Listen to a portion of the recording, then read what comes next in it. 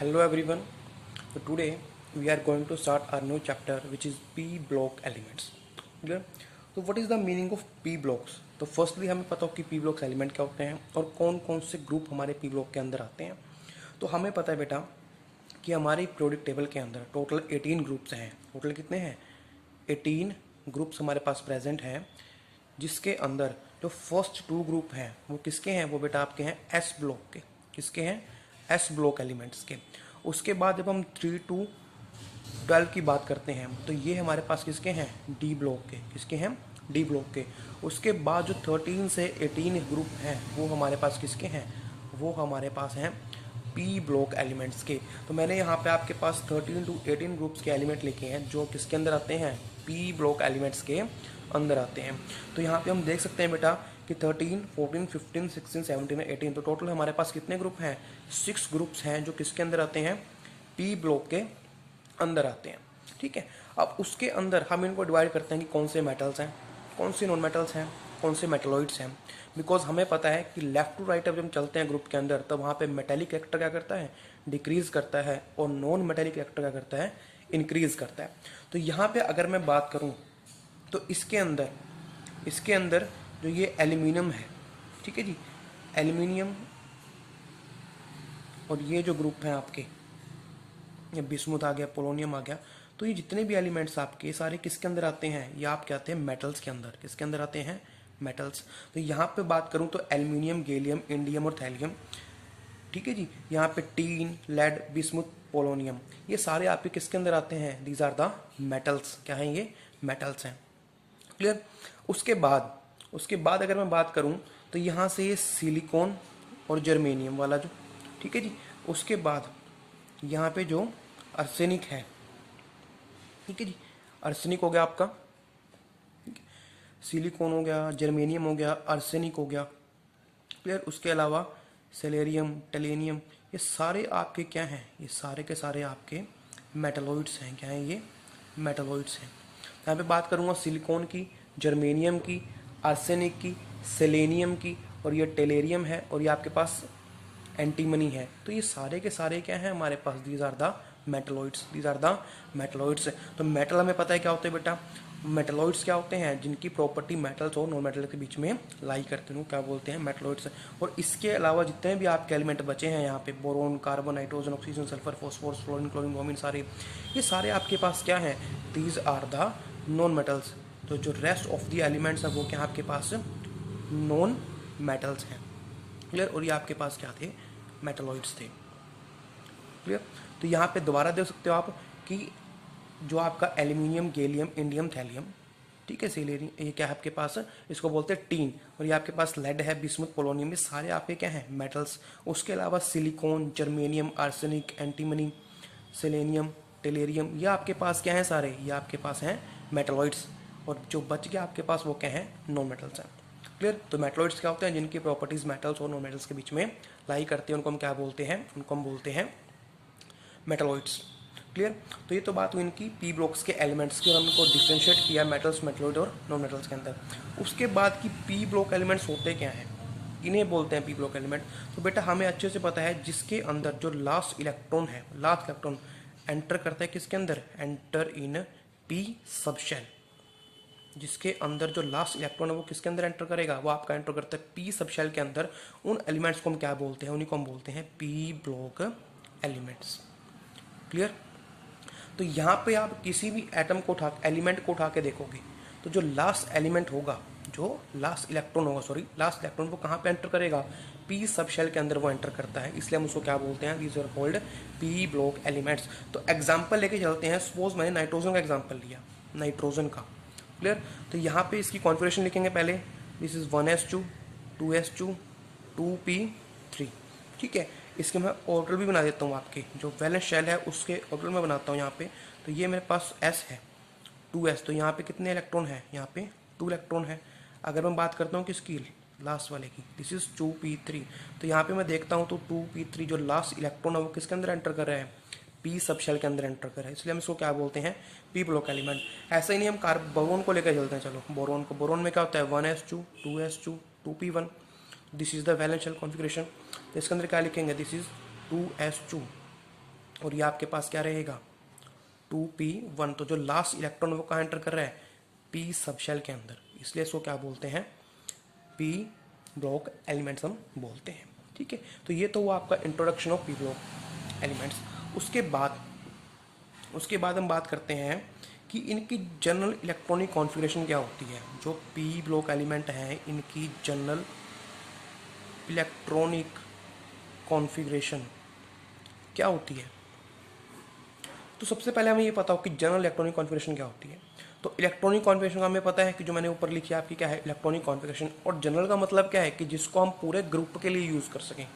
ठीक है, पूरे ब्लॉक के लिए हम जिसको दिखा सकें that is a general electronic configuration. तो हमें पता है बेटा कि अब मैंने यहाँ पे फिलिंग की है, ये आपका जो बोरोन है this is the first P block element. तो जो पी ब्लॉक के आपके एलिमेंट्स हैं हमें पता है कि उनके अंदर जो आपकी शेल होगी वो क्या होगी एस सब शेल है जो वो फील्ड मिलेगी। ठीक है, तो अगर मैं बात करूँ तो जनरल इलेक्ट्रॉनिक कॉन्फ़िगरेशन की तो वो क्या होती है NS2 NP126। इसको हम क्या बोलते हैं this is the general electronic configuration of P block elements. यानी कि क्या होगा कि जो वैलेंस शेल के अंदर है जो एस सब शेल है वो आपको हमेशा क्या मिलेगी फुलफिल्ड मिलेगी, यानी कि आपको उसके अंदर 2 इलेक्ट्रॉन मिलेंगे। और जो पी सब शेल है उसके अंदर आपको 1 भी मिल सकता है, 2 भी, 3, 4, 5 अप टू 6 इलेक्ट्रॉन्स आपको मिल सकते हैं। क्लियर, जैसे कि मैंने एग्जांपल लिया दिस इज द बोरोन। तो बोरोन आपका आता है 13 ग्रुप के अंदर, किसके अंदर 13 ग्रुप के अंदर। तो यहाँ पे आप देख सकते हो कि जो लास्ट इलेक्ट्रॉन है कॉन्फ़िगरेशन क्या है 2s2 2p1। अगर मैं इसको लिखता हूँ तो ये क्या बनेगी NS2 NP1 बनती है। क्लियर, तो इसके नीचे जो इसके नीचे वाले एलिमेंट्स हैं बोरोन के नीचे, ठीक है जी, तो उन सब के अंदर क्या होगी उन सब के अंदर आपको लास्ट में पी सब शेल में एक इलेक्ट्रॉन मिलेगा, यानी कि इनकी कॉन्फ़िगरेशन क्या होगी NS2 NP1 आपको मिलेगी। क्लियर, अब एक बात और समझें कि यहाँ पे मैंने बोला कि इसके अंदर क्या मिलेगी आपको पूरे ग्रुप के अंदर सेम मिलेगी, तो उसको क्या बोलते हैं उसको बोलते हैं electronic configuration of a group. ठीक है जी, ग्रुप इलेक्ट्रॉनिक कॉन्फ़िगरेशन को बोल देंगे। ठीक है जी, और वो किस तरह से होगी सपोज बोरोन है तो बोरोन कौन सा सब शेल है बेटा बोरोन आपका आता है पीरियड सेकंड के अंदर, किसके अंदर पीरियड सेकंड के अंदर। तो यहाँ पे कितनी है 2s2 2p1 है। अगर मैं बात करूँगा बोरोन के नीचे एल्यूमिनियम की तो हमें पता है पीरियड का मतलब क्या है कि आपकी शेल नेक्स्ट शेल आपकी आ गई है। ठीक है जी, तो यहाँ पे बात करूँगा मैं एल्यूमिनियम की, तो एल्यूमिनियम में क्या हो जाएगा हम लिख के भी देख सकते हैं बेटा एल्यूमिनियम में क्या होगा 1s2 2s2 2p6 3s2 3p1। तो आपके पास ये क्या है this is the valence shell configuration. तो यहाँ पे देख सकते हैं बेटा क्या है 3s2 3p1 है। ठीक है, बोरोन की 2s2 2p1, उससे नेक्स्ट 3s2 3p1, उसके बाद गैलियम आएगा उसकी 4s2 4p1 आएगी। तो यहाँ पे क्या है इन कॉन्फ़िगरेशन हमारे पास सेम है, तो इसको बोलते हैं general electronic configuration of a group. और ब्लॉक की बात करेंगे तो हमारे पास क्या रहेगी NS2 NP126। जैसे बोरोन के लिए क्या है लास्ट पी सब शेल में एक इलेक्ट्रॉन है। ठीक है, उसके बाद हम कार्बन में जाएंगे, कार्बन में यहाँ पे कितने हो जाएंगे 2p2 हो जाएगा, नाइट्रोजन में 2p3 मैंने लिखा भी है यहाँ पे 2p3, ऑक्सीजन में आप जाओगे 2p4, फ्लोरीन में जाओगे 5 और इसमें जाओगे तो 6। इनको क्या बोलते हैं नोबल गैस, नोबल गैसेस बोलते हैं उसको, इनको बोलते हैं हेलोजन्स, इनको बोलते हैं चैल्कोजन्स। क्लियर, तो यहाँ पे जो फर्स्ट एलिमेंट की वही कॉन्फ़िगरेशन किसकी रहेगी पूरे के पूरे ग्रुप की रहेगी। क्लियर, तो ये था मेरे पास क्या general electronic configuration of P block elements, यानी कि क्या दिखाती है हम दिखाते हैं पूरे के पूरे ग्रुप की इलेक्ट्रॉनिक कॉन्फ़िगरेशन क्या होगी। क्लियर, इसके बाद हम बात करते हैं कि हमें पढ़ना किस चीज़ के बारे में है। तो बेटा अगर हम बात करें पी ब्लॉक के अंदर यहाँ पे 6 ग्रुप हैं, लेकिन जो फर्स्ट 2 ग्रुप्स हैं 13 और 14 ग्रुप ये हमने रीड कर लिए हैं +1 क्लास के अंदर। ठीक है, तो इन दिस +2 क्लास हमें रीड करने हैं 15 to 18, यानी कि 15 to 18 हमें कहाँ रीड करने हैं क्लास +2 के अंदर। ठीक है, तो लेट अस स्टार्ट। अब हम पढ़ते हैं स्टार्टिंग किससे, हम करते हैं स्टार्ट ग्रुप 15 से। ग्रुप 15 से हमें स्टार्ट करना है। तो सबसे पहले तो ये पता हो बेटा कि ग्रुप 15 में कौन कौन से एलिमेंट आते हैं। तो ग्रुप 15 में आपके आते हैं 5 element, these are nitrogen, phosphorus, arsenic, antimony and bismuth. ये 5 एलिमेंट है जो आपके किसके अंदर आते हैं, ये आते हैं आपके 15 ग्रुप के अंदर। क्लियर, तो ये आपके 5 जो हैं ये आते हैं किसके अंदर, ग्रुप 15 के अंदर। ठीक है जी। इसमें से जो नाइट्रोजन है, तो पहले मैं बताता हूँ आपको नेचर क्या रहेगा कि आपको किस फॉर्म में मिलेंगे आपको ये हमारी अर्थ के अंदर, हमारे एनवायरनमेंट में। तो नाइट्रोजन है जो हमेशा, नाइट्रोजन आपको मिलेगा गैसियस फॉर्म के अंदर। कौन सी फॉर्म के अंदर, गैसियस फॉर्म के अंदर। जो फॉस्फोरस है वो आपको मिलेगा सॉलिड फॉर्म के अंदर। आर्सेनिक भी आपको मिलेगा सॉलिड फॉर्म के अंदर, एंटीमनी भी सॉलिड में मिलेगा, और बिस्मथ भी क्या मिलेगा आपको, सॉलिड फॉर्म के अंदर मिलेगा। ठीक है जी। तो ये तो है इनकी नेचर, ये आपको किस फॉर्म में मिलते हैं। और दूसरा जो नाइट्रोजन हमेशा आपको डाइटोमिक फॉर्म में मिलता है, यानी कि N2 की फॉर्म में मिलेगा। ठीक है। और जो फॉस्फोरस है वो आपको किस फॉर्म में मिलेगा, हमेशा P4 फॉर्म में मिलेगा, लेकिन मिलेगा आपको सॉलिड फॉर्म में। सिमिलरली ये आपको एज इट इज मिल जाते हैं। ठीक है। तो यहाँ पे क्या है, बिकॉज नाइट्रोजन में मिलता है, क्यों, नाइट्रोजन आपका बहुत रिएक्टिव है। फॉस्फोरस P4 की फॉर्म में मिलेगा, बिकॉज फॉस्फोरस भी आपका बहुत ज़्यादा रिएक्टिव एलिमेंट्स है। ठीक है जी। तो ये तो वन का नेचर। उसके अलावा हमें किस किस फॉर्म में मिलते हैं, तो जो नाइट्रोजन है आपका, नाइट्रोजन आपका एक बहुत अबंडेंट एलिमेंट है, बहुत ज़्यादा अबंडेंट एलिमेंट है। ठीक है जी। और ये आपको मिलेगा किस फॉर्म में, ये आपको मिलता है नाइट्रेट्स की फॉर्म में। सोडियम नाइट्रेट मिल जाए, कैल्शियम नाइट्रेट मिल जाए, या पोटेशियम नाइट्रेट आपको मिल जाए, उसकी फॉर्म में आपको मिलता है कौन, नाइट्रोजन सोडियम नाइट्रेट की फॉर्म में या फिर पोटेशियम नाइट्रेट की फॉर्म में हमें मिलता है। उसके अलावा हमने अभी बायोमोलिकुल्स खत्म किया है, तो हमें पता है नाइट्रोजन क्या है, एक इसेंशियल कॉन्स्टिट्यूएंट भी है। किसका, नाइट्रोजन आपका इसेंशियल कॉन्स्टिट्यूएंट्स भी है। किसका है बेटा, ये आपका जो प्रोटीन्स हमने पढ़े, proteins, amino acids, nucleic acids जो हमने पढ़े हैं, उसके अंदर नाइट्रोजन क्या है, एक इसेंशियल कॉन्स्टिट्यूएंट्स भी है। क्लियर। तो ये आपको देख लेना बेटा कि नाइट्रोजन में मिलता है किसकी फॉर्म में, या तो जो आपका नाइट्रेट्स की फॉर्म में मिलेगा, सोडियम नाइट्रेट मिल जाए, पोटेशियम नाइट्रेट मिल जाए, या फिर इसेंशियल कॉन्स्टिट्यूएंट है किसका, प्रोटीन का, अमीनो एसिड का, न्यूक्लिक एसिड का, इसकी फॉर्म में आपको मिल सकता है। उसके अलावा जब मैं बात करता हूँ फॉस्फोरस की, ठीक है जी, तो फॉस्फोरस आपको किस फॉर्म में मिलता है, अभी मैंने आपको बताया कि आपका एक हाईली रिएक्टिव एलिमेंट है फॉस्फोरस। फॉस्फोरस जो है वो एक हाईली रिएक्टिव एलिमेंट है, तो हमेशा किस फॉर्म में मिलेगा, P4 की फॉर्म में मिलेगा आपको ये। ठीक है, यानी कि आपको नेचर के अंदर फ्री भी नहीं मिलेगा ये। तो मिलता किस फॉर्म में है, ये हमें मिलता है एपेटाइट की फॉर्म में। किसकी फॉर्म में, एपेटाइट की फॉर्म में, यानी कि इस फॉर्म में ये आपको हमेशा मिलेगा। क्लियर।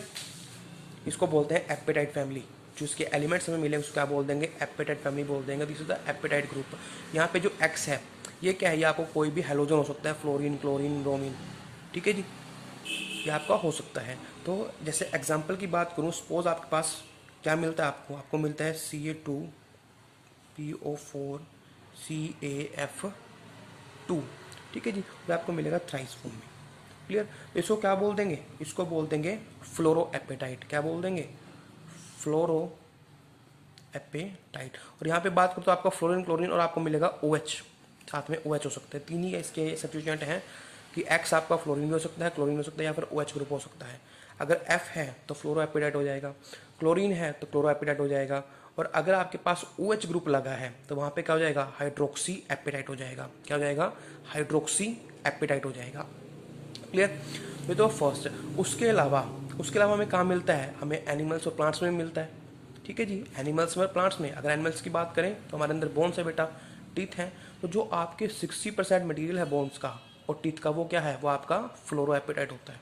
ठीक है जी, यानी कि जो हमारे बोन्स हैं और टीथ हैं, ये 60% तो किससे बने होते हैं, इस फ्लोरो एपेटाइट से ही बने होते हैं ये। ठीक है। उसके अलावा न्यूक्लिक एसिड में मिल जाएगा, DNA RNA में मिलेगा। ठीक है जी, जहाँ पे ये हेरिडिटरी इफेक्ट को क्या करता है, कंट्रोल करता है हमारे। ATP में मिल जाएगा आपको, एडिनोसाइन ट्राइफॉस्फेट में। ठीक है जी, एडिनोसाइन डाइफॉस्फेट, ATP ADP, उसमें आपको क्या मिलता है, ये फॉस्फोरस ही तो मिलता है। क्लियर। उसके अलावा जो तीन बचे हैं हमारे पास, यानी कि जो आर्सेनिक है, एंटीमनी है, बिस्मथ है, ये आपके ज़्यादा पाए जाने वाले एलिमेंट्स नहीं हैं, यानी कि इतने अबंडेंट एलिमेंट ये नहीं है। और ये आपको मिलते किस फॉर्म में, ये आपको सल्फाइड्स की फॉर्म में मिलेगी। किसकी फॉर्म में, सल्फाइड की फॉर्म में। जैसे कि बात करता हूँ मैं आर्सेनिक के, तो आपको मिलता है FeSS की फॉर्म में। इस फॉर्म में आपको मिलेगा ये। ठीक है जी। और इसको बोलते हैं अर्सेनोपाइराइड्स। क्या बोलते हैं, अर्सेनोपाइराइड्स हम इसको बोल देते हैं। क्लियर। तो आपको मिलते हैं सल्फाइड्स की फॉर्म में, ऐसे आपको एंटीमनी मिलेगा, ऐसे आपको बिस्मथ भी मिलेगा। क्लियर। तो उसके बाद अगर मैं बात करता हूँ इसकी इलेक्ट्रॉनिक कॉन्फ़िगरेशन में, अगर आपको लिख के दिखाऊँ नाइट्रोजन, फॉस्फोरस, आर्सेनिक, एंटीमनी और बिस्मथ की, तो मेरे को पता है नाइट्रोजन की क्या है बेटा, नाइट्रोजन की है 2s2 2p3।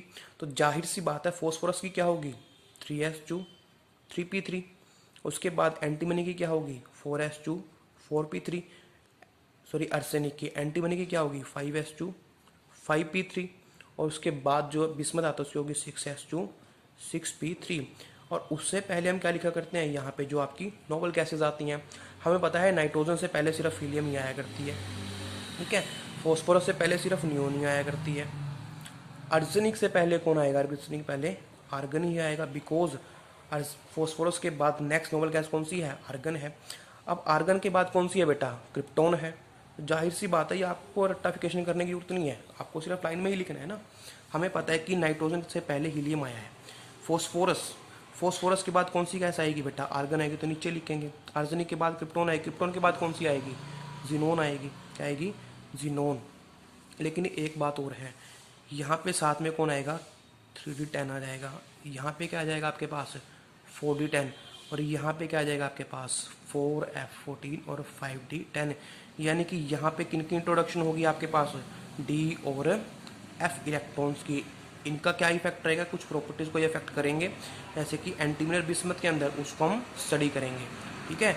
जो ये d और f ब्लॉक के इलेक्ट्रॉन्स आए हैं, ये क्या करेंगे, इनकी कुछ प्रॉपर्टीज़ को अफेक्ट करेंगे। क्यों इफेक्ट करते हैं, बिकॉज हमें पता है कि डी और एफ इलेक्ट्रॉन का जो शील्डिंग इफेक्ट है, जो इनका शील्डिंग इफेक्ट है वो क्या होता है, पुअर होता है, ठीक है जी। शील्डिंग इफेक्ट पुअर होने का मतलब क्या है कि जो न्यूक्लियस से अट्रैक्शन आपकी वो कम हो जाएगी, सॉरी वो आपकी ज़्यादा हो जाएगी, जिस वजह से जो साइज वगैरह वो क्या करेंगे, डिक्रीज करेंगे। क्लियर। तो ये हुई बेटा आपकी introduction of P block elements, और उसके अंदर 15 ग्रुप की आपकी इंट्रोडक्शन हो गया। अब हम बात करते हैं इसकी कुछ प्रॉपर्टीज़ की, ठीक है जी। इसकी प्रॉपर्टीज़ की बात करें तो हम नेचर की बात कर चुके हैं इसकी, ठीक है जी, किस फॉर्म में मिलते हैं वो बात कर चुके हैं। अब मेन चीज़ आती है इसकी, फर्स्टली बात करते हैं एटॉमिक रेडियस की, एटॉमिक एंड आयनिक रेडियाई की मैं बात करूं तो जनरल सा ट्रेंड हमारा क्या है बेटा, एक जनरल सा ट्रेंड हमारा यही है कि जो एटॉमिक रेडियस है, जब हम जाते हैं कहाँ से कहाँ, ग्रुप के पीरियड के अंदर जाते हैं, यानी कि लेफ्ट टू राइट जाते हैं, तो वहाँ पे जो आपकी रेडियस है वो हमेशा क्या करती है, डिक्रीज़ करती है। क्यों डिक्रीज़ करती है, बिकॉज न्यूक्लियर चार्ज वहाँ पे ऐड होता रहता है। और जो सेम शेल की बात करें तो सेम शेल के इलेक्ट्रॉन के अंदर जो शील्डिंग फैक्टर वो भी क्या होता है, कम होता है। तो इन दोनों फैक्टरों को मिलाकर हम क्या बोलते हैं कि जो आपकी रेडियस है लेफ्ट टू राइट वो क्या करती है, डिक्रीज करती है, due to increase in the nuclear charge. Clear. और पुअर शील्डिंग इफेक्ट। लेकिन जब हम कहाँ जाते हैं बेटा, हम जाते हैं down the group. Down the group हम जब जाएंगे तो वहाँ पे रेडियस क्या करती है आपकी, रेडियस आपकी इंक्रीज करती है। इंक्रीज क्यों करती है, because number of shell introduce होती हैं आपकी, जो नंबर ऑफ शेल हैं वो इंट्रोड्यूस होंगी, यानी कि नई नई शेल आएंगी। हम अभी पढ़ा बेटा कि यहाँ पे 2s है, उससे नेक्स्ट कौन सी आ गई 3s, तो 2 से 3 यानी कि फर्स्ट एक सेल आपकी इंक्रीज कर गई, उससे नेक्स्ट फिर 4 आ गई, उससे नेक्स्ट 5 आ गई, उससे नेक्स्ट 6 आ गई, यानी कि नंबर ऑफ शेल्स आपकी क्या कर रही हैं, इंक्रीज। इस वजह से भी क्या होता है, जो आपकी एटॉमिक और आयनिक रेडियस है वो इंक्रीज करती है। दूसरी बात शील्डिंग इफेक्ट। शील्डिंग इफेक्ट क्या होता है बेटा, कि जो इनर इलेक्ट्रॉन है, सपोज आपका लास्ट सब शेल के अंदर कोई इलेक्ट्रॉन आ रहा है, जैसे कि 5p के अंदर आ गया, तो इसके अंदर जो सब शेल है सारी s होगी, उससे पहले 4p वाली होगी, वो सारी क्या करती हैं बेटा, वो एक शील्ड का काम करती हैं। किसका काम करती है, शील्ड का, ठीक है जी। जो शील्ड का काम करने से क्या होगा कि जो अट्रैक्शन है न्यूक्लियस की और अपकमिंग इलेक्ट्रॉन की वो क्या हो जाएगी, कम हो जाती है। क्या हो जाती है, कम। जिस वजह से शील्डिंग इफेक्ट कम होगा तो अट्रैक्शन, शील्डिंग इफेक्ट क्या हो जाएगा बेटा, वहाँ पे ज़्यादा होगा, जिस वजह से जो अट्रैक्शन है आपकी किसकी, न्यूक्लियस की और अपकमिंग इलेक्ट्रॉन की, वो क्या हो जाएगी, कम हो जाएगी। अट्रैक्शन कम होगी तो साइज वहाँ पे क्या करता है, इंक्रीज करता है। थर्ड फैक्टर होता है न्यूक्लियर चार्ज। क्या होता है, न्यूक्लियर चार्ज। अब हमें पता है बेटा कि न्यूक्लियर चार्ज भी क्या करेगा, डाउन द ग्रुप आपका इंक्रीज ही करेगा। ये फैक्टर, नंबर ऑफ शेल आएंगी, शील्डिंग फैक्टर आएगा और न्यूक्लियर चार्ज भी इंक्रीज करता है। तो ये दो जो फैक्टर हैं वो क्या करते हैं, एटॉमिक रेडियस को इंक्रीज करने वाले हैं, और ये फैक्टर डिक्रीज करने वाला है। तो डोमिनेट कौन करेगा, डोमिनेट करते हैं ये दोनों फैक्टर ऊपर वाले, ठीक है। जिस वजह से जो एटॉमिक रेडियस है और आयनिक रेडियस है वो डाउन द ग्रुप क्या करती है, इंक्रीज कर जाती है, ठीक है जी। यह तो वो जनरल ट्रेंड। लेकिन जब हम बात करते हैं 15 ग्रुप की, तो उसके अंदर नाइट्रोजन टू फॉस्फोरस तो आपका क्या करेगा, इंक्रीज करेगा, क्या करेगा, इंक्रीज करता है, ठीक है। यानी कि जनरल ट्रेंड की बात करूं तो नाइट्रोजन से लेके बिस्मथ तक जो आपकी एटॉमिक रेडियस है वो करेगी तो इंक्रीज, क्या करेगी, इंक्रीज करेगी। लेकिन नाइट्रोजन टू फॉस्फोरस में जाते हैं तो वहाँ पे एक कॉन्सिडरेबल इंक्रीज होती है, यानी कि एकदम से अच्छी वैल्यू वहाँ पे इंक्रीज होती है, एक बड़ी वैल्यू वहाँ पे इंक्रीज होती है किसकी, एटॉमिक रेडियस की। लेकिन जब हम आर्सेनिक टू बिस्मथ जाते हैं, ठीक है, तो वहाँ पे क्या होता है, वैल्यू इंक्रीज तो हुई है लेकिन स्मॉल इंक्रीज वहाँ पे हुआ है। यहाँ पे देखेंगे तो लार्ज इंक्रीज होता है, समझे बात को, कि नाइट्रोजन से बिस्मथ रेडियस इंक्रीज करेगी, ठीक है। लेकिन जब हम नाइट्रोजन से फॉस्फोरस जाते हैं तो वहाँ पे लार्ज इंक्रीज होता है, और आर्सेनिक टू बिस्मथ जाएंगे तो वहाँ पे स्मॉल इंक्रीज है। तो यहीं से क्वेश्चन बनता है आपका, फर्स्ट एक्सेप्शन आ गई, एक्सेप्शन, एक्सेप्शन भी नहीं बोलेंगे लेकिन यहाँ पे क्वेश्चन की इंपॉर्टेंस, ये क्वेश्चन बन सकता है। तो आंसर क्या होगा आपका, कि वाई, क्वेश्चन आता है वाई। तो वाई का बड़ा सिंपल सा रीज़न है, मैंने आपको ऊपर ही दे दिया कि डी और एफ इलेक्ट्रॉन वहाँ पे आ जाते हैं। कौन आ जाते हैं, डी और एफ इलेक्ट्रॉन। तो इनका जो क्या है आपके पास शील्डिंग इफेक्ट है वो क्या होता है, पुअर शील्डिंग इफेक्ट है। जिस वजह से शील्डिंग इफेक्ट पुअर होगा तो जो अपकमिंग इलेक्ट्रॉन है और न्यूक्लियस है उनके बीच में अट्रैक्शन क्या होगी, ज़्यादा हो जाएगी, इसलिए साइज उनका क्या करेगा, थोड़ा सा डिक्रीज कर जाता है। मतलब जितना इंक्रीज करना चाहिए था उतना इंक्रीज नहीं करता है, क्लियर। तो ये आपका फर्स्ट हो गया। उसके बाद मैं बात करता हूँ किसकी, इलेक्ट्रॉन एक्टिविटी की, इलेक्ट्रॉन एक्टिविटी की। या इसी के अंदर बात कर लें कि ग्रुप 14 की बात करें, अगर हम 15 की बात करें, ग्रुप 14 टू 15, तो आपकी रेडियस क्या करेगी, डिक्रीज करेगी, उसका रीजन मैंने आपको बताया।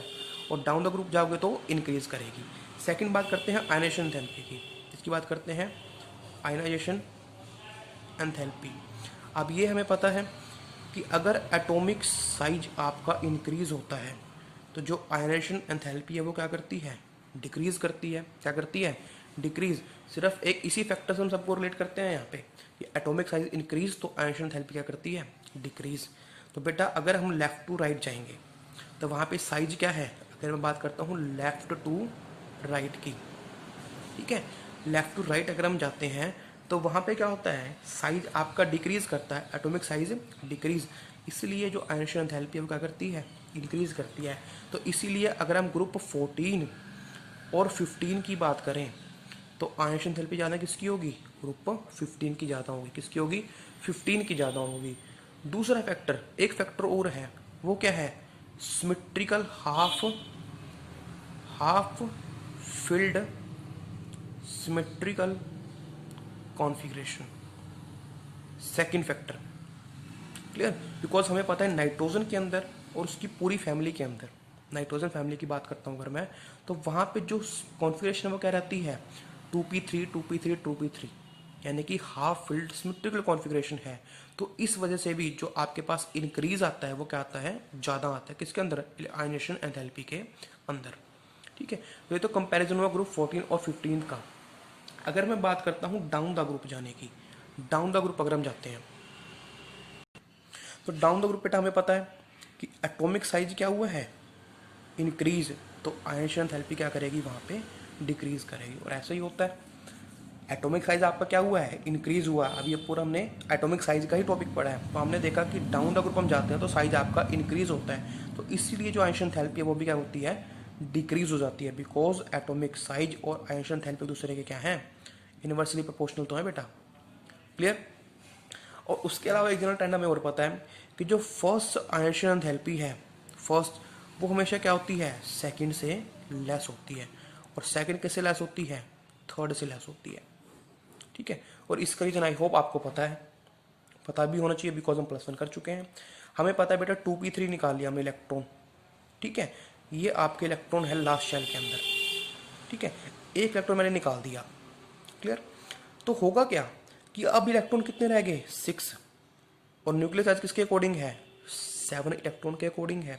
बात करें अगर नाइट्रोजन की तो नाइट्रोजन के अंदर 7 इलेक्ट्रॉन है और 7 ही क्या है, प्रोटॉन है। ठीक है, तो यानी कि न्यूक्लियर चार्ज किसकी वजह से होता है, न्यूक्लियर चार्ज होता है बेटा प्रोटॉन की वजह से। किसकी वजह से, प्रोटॉन्स की वजह से। और जो आपका उनके बीच में अट्रैक्शन होगी, तो 7 प्रोटॉन है 7 इलेक्ट्रॉन है, इनके बीच में कोई भी अट्रैक्शन है। क्लियर। जब हमने की बात फर्स्ट आइंस्टाइन थेरेपी की, एक इलेक्ट्रॉन मैंने निकाल दिया तो कितने इलेक्ट्रॉन रह गए, अब 6, लेकिन प्रोटॉन कितने हैं, 7 ही तो हैं। तो इनके बीच में अट्रैक्शन क्या होगी, ऊपर वाले से ज़्यादा होगी। ठीक है, इसी वजह से यहाँ 6 इलेक्ट्रॉन निकालने के लिए हमें एनर्जी क्या देनी पड़ेगी, वहाँ पे ज़्यादा देनी पड़ेगी। इसीलिए जो सेकेंड आइंस्टाइन थेरेपी फर्स्ट से क्या होती है, ज़्यादा होती है। अब आपने एक और निकाल दिया तो कितने निकल गए, यहाँ पे 2 इलेक्ट्रॉन निकल गए हैं यहाँ से। तो अब 7 प्रोटॉन और 5 इलेक्ट्रॉन रह गए हमारे पास। अब इनके बीच में अट्रैक्शन क्या होगी, और भी ज़्यादा होगी। इसलिए जो थर्ड आइंस्टाइन थेरेपी है वो सेकंड से भी क्या होती है, ज़्यादा होती है। और इसके बाद इलेक्ट्रॉन निकालना तो बेटा पॉसिबल नहीं होता है, बिकॉज उसकी जो अमाउंट है वो बहुत ज़्यादा हो जाती है एनर्जी की वहाँ पे। ठीक है, तो नेक्स्ट बात हम करने वाले हैं वो किसकी है, वो है इलेक्ट्रोनेगेटिविटी कि इलेक्ट्रोनेगेटिविटी क्या होती है। तो इलेक्ट्रोनेगेटिविटी सबसे पहले आपको पता कि होती क्या है, हमें पता है it is the tendency of an atom. Simple सी डेफिनेशन है, टेंडेंसी है किसी भी एटम की to attract a share pair of electron. मतलब कि किसी एलिमेंट की टेंडेंसी कि जो वहाँ पे बॉन्ड उनके बीच में बना हुआ है, उसके जो पेयर शेयर पेयर इलेक्ट्रॉन है उसको अपनी तरफ अट्रैक्ट करने की टेंडेंसी, उसी को क्या बोलते हैं, इलेक्ट्रोनेगेटिविटी। समझाता हूँ आपको। सपोज ए और बी के बीच में एक बॉन्ड बना है। क्लियर। तो बॉन्ड कहाँ होगा, इलेक्ट्रॉन कहाँ पे होंगे, यहाँ पे, यानी कि शेयर्ड पेयर ऑफ इलेक्ट्रॉन कहाँ पे है आपके, ये सेंटर में है। तो किसकी टेंडेंसी है इस इलेक्ट्रॉन पेयर को अपनी तरफ अट्रैक्ट करने की, जिसकी टेंडेंसी ज़्यादा होगी उसी की इलेक्ट्रॉन एक्टिविटी क्या होगी, ज़्यादा होगी। तो अगर मैं बोलता हूँ कि बी के जो अट्रैक्टिंग टेंडेंसी है वो ए से ज़्यादा है, तो इलेक्ट्रॉन कहाँ पे जाएंगे, बी की तरफ आएंगे। ठीक है जी, यानी कि ये ऐसे आपको बी की तरफ ज़्यादा मिलेंगे। इसकी वजह से यहाँ पे delta positive delta negative charge भी आता है। पोल फॉर्मेशन भी होती है, वो भी किसकी वजह से होती है, होती है आपकी इलेक्ट्रॉन एक्टिविटी के डिफरेंस की वजह से। यानी कि इसी प्रॉपर्टी को क्या बोलते हैं, इलेक्ट्रॉन एक्टिविटी, यानी कि relative tendency of an atom. और ये क्या है, रिलेटिव टेंडेंसी है। रिलेटिव का मतलब क्या है कि बी ए के रिलेटिव बी इलेक्ट्रॉन एक्टिविटी है, इसकी ज़्यादा है। लेकिन अगर कोई सी आए, कौन आए, सी, जो क्या है बी से ज़्यादा इलेक्ट्रॉन एक्टिव हो सकता है, तो उस केस में बी की इलेक्ट्रॉन एक्टिविटी क्या हो जाएगी, कम एज कम्पेयर टू सी। तो it is the relative tendency of an atom to attract share pair of electron. तो कितनी टेंडेंसी है उसकी शेयर पेयर ऑफ इलेक्ट्रॉन को अपनी तरफ अट्रैक्ट करने की, उसको हम क्या बोलते हैं, इलेक्ट्रॉन एक्टिविटी बोलते हैं। क्लियर। अब डाउन द ग्रुप हम देखें, अगर बात करें ग्रुप 14 to 15 यानी कि लेफ्ट टू राइट की अगर हम बात करते हैं, तो हमें पता है बेटा कि जो इलेक्ट्रॉन एक्टिविटी है लेफ्ट टू राइट की बात करता हूँ अगर मैं, तो जो इलेक्ट्रॉन एक्टिविटी है वो आप क्या करती है, वैल्यू इंक्रीज करती है। क्यों इंक्रीज करती है, बिकॉज जो एटॉमिक साइज है वो क्या करता है, डिक्रीज करता है। तो यहाँ पे बोलें कि जो एटॉमिक साइज है, ठीक है, और इलेक्ट्रॉन एक्टिविटी है वो भी क्या है एक दूसरे के इन्वर्सली प्रोपोर्शनल तो हैं। अगर एटॉमिक साइज बढ़ेगा तो इलेक्ट्रॉन एक्टिविटी आपकी डिक्रीज होती है, और एटॉमिक साइज कम होता है तो इलेक्ट्रॉन एक्टिविटी आपकी इंक्रीज होती है। ठीक है, तो डाउन द ग्रुप ऑफ जब हम लेफ्ट टू राइट चले जा रहे हैं तो साइज हमारा डिक्रीज हो रहा है। अब क्यों डिक्रीज हो रहा है उस फैक्टर को बार बार रिपीट नहीं करूंगा, बिकॉज पहले भी 2 बार रिपीट कर चुका हूँ मैं। ठीक है, तो जो आपकी एटॉमिक साइज है वो डिक्रीज हो रहा है, तो इसीलिए क्या होगा, जो इलेक्ट्रॉन एक्टिविटी की वैल्यू है वो इंक्रीज हो जाती है। क्यों, क्योंकि शेल का साइज, जो आपका साइज एटम का वो छोटा होगा, और जो अपकमिंग इलेक्ट्रॉन है और न्यूक्लियस है उनके बीच में अट्रैक्शन क्या होगी, वहाँ पे ज़्यादा होगी। क्या होगी, ज़्यादा होगी। ठीक है, इस वजह से आपकी जो इलेक्ट्रॉन एक्टिविटी की वैल्यू वो इंक्रीज करती है, बिकॉज ये है क्या कि इलेक्ट्रॉन को अपनी तरफ अट्रैक्ट करने की टेंडेंसी तो है ही एक। क्लियर। और आपको मैंने बताया कि बेटा जो सेम शेल वाले इलेक्ट्रॉन है वो शील्डिंग फैक्टर शो नहीं करते हैं। क्लियर, करेंगे भी तो बहुत पुअर शील्डिंग फैक्टर होता है उनका। तो डाउन द ग्रुप की बात करें तो लेफ्ट टू राइट, अगर मैं जाता हूँ डाउन द ग्रुप की अगर मैं बात करता हूँ तो मेरे को पता भाई एटॉमिक साइज क्या होगा, वहाँ पे इंक्रीज होगा। क्या होगा, इंक्रीज। जो इलेक्ट्रॉन एक्टिविटी की वैल्यू वो क्या होती है, डिक्रीज होती है। क्या होती है, डिक्रीज होती है। ठीक है, अब हम बात करते हैं नेक्स्ट बॉइलिंग पॉइंट की। किसकी बात करते हैं, बॉइलिंग पॉइंट की।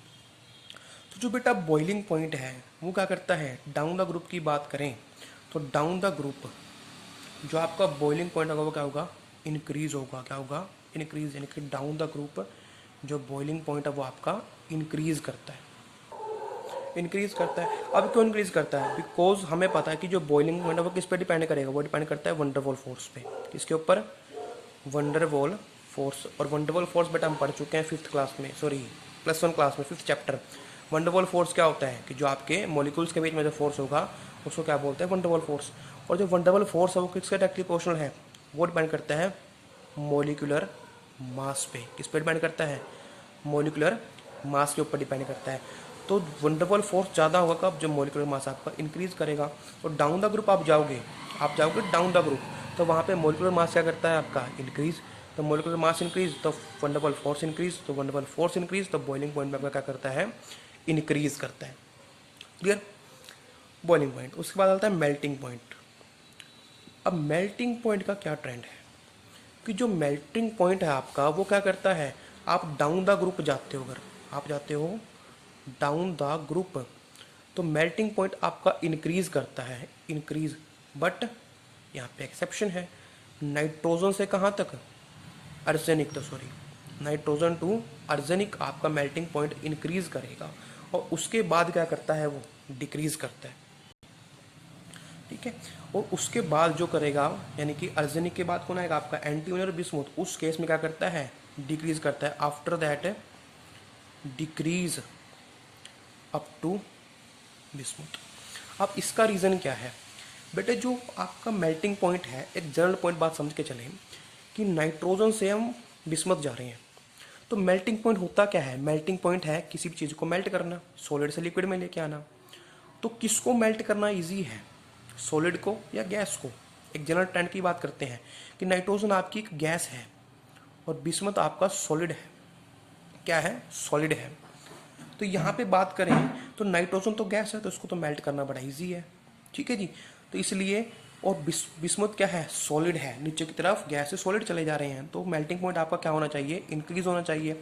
लेकिन इंक्रीज करता है अप टू अर्सेनिक, उसके बाद इंक्रीज नहीं करता। क्यों नहीं करता बेटा? दूसरा फैक्टर है हमारे चलते हैं पैकिंग एफिशिएंसी। अगर मैं इसी से बात करूं गैस और सॉलिड से, तो यहाँ पे डिफरेंस किस चीज़ का है बेटा? यहाँ पे डिफरेंस है पैकिंग एफिशिएंसी का।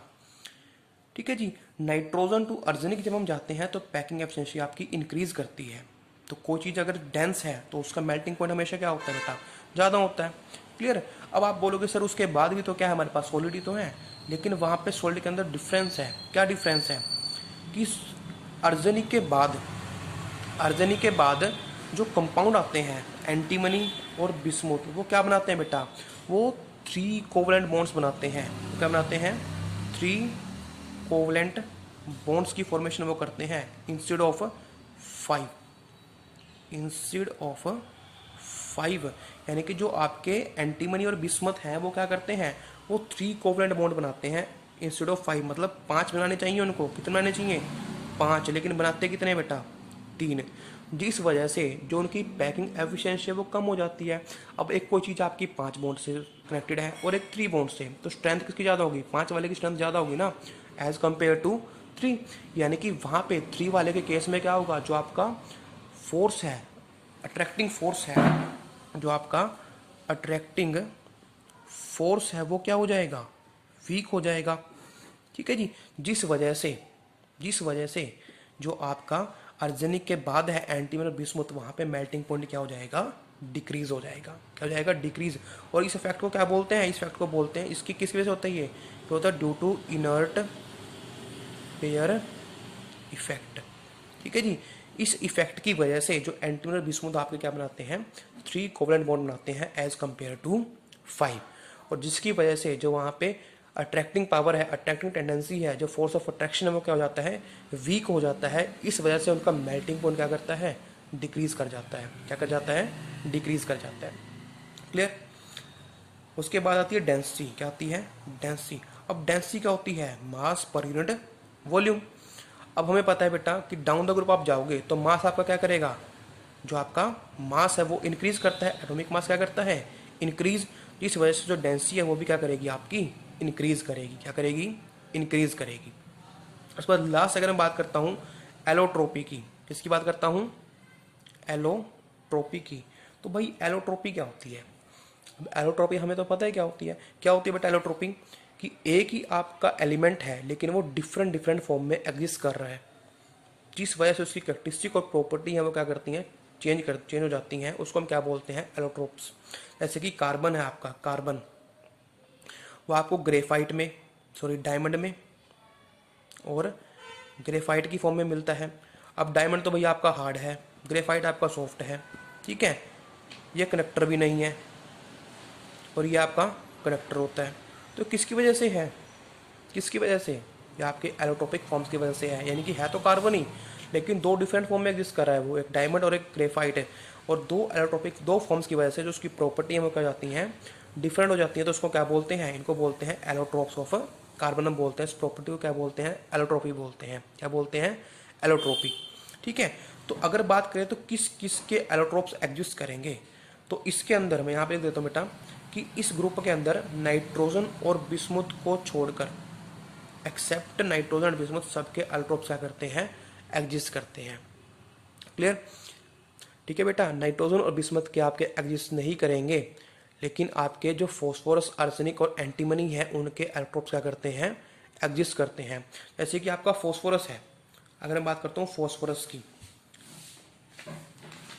फॉस्फोरस है आपका, उसके तीन होते हैं बेटा एलोट्रोप्स, एक red phosphorus, white phosphorus, white, red, black, दो तीन एलोट्रोप्स इसके एग्जिस्ट करते हैं। बात करता हूँ अर्जेनिक की और एंटीमनी की, इनके भी दो दो एलोट्रोप एग्जिस्ट करते हैं। अर्जेनिक और एंटीमनी, इनके भी दो हमारे पास एग्जिस्ट करते हैं। कौन कौन से, एक तो होता है येलो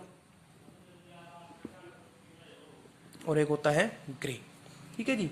तो जहाँ पे एक एलिमेंट एक से ज़्यादा फॉर्म में एग्जिस्ट कर रहा है तो वहाँ पे क्या बनाता है, वो एलोट्रोप्स की फॉर्मेशन करता है। तो इस ग्रुप के अंदर नाइट्रोजन और बिस्मुथ को छोड़ के सभी के क्या करते हैं, एलोट्रोप्स एग्जिस्ट करते हैं। उसके बाद आइसोट्रोप्स आते हैं, एक आइसोट्रोप्स। आइसोट्रोप क्या होते हैं, आइसोटोप्स, सॉरी आइसोटोप्स, वो क्या होते हैं, same atomic number but different mass number, यही होता है आपका एलोट्रोप्स, आइसोटोप्स। तो यहाँ पे बात करें तो सारे के सारे क्या करते हैं, ऑल हैव आइसोटोप्स। नाइट्रोजन से लेके बिस्मुथ तक सबके आइसोटोप एग्जिस्ट करते हैं। क्लियर, तो ये था बेटा आपका आज का टॉपिक। बेटा this was the introduction of P block elements and their physical properties. So tomorrow we will discuss the chemical properties of p block elements of group 15. Thank you.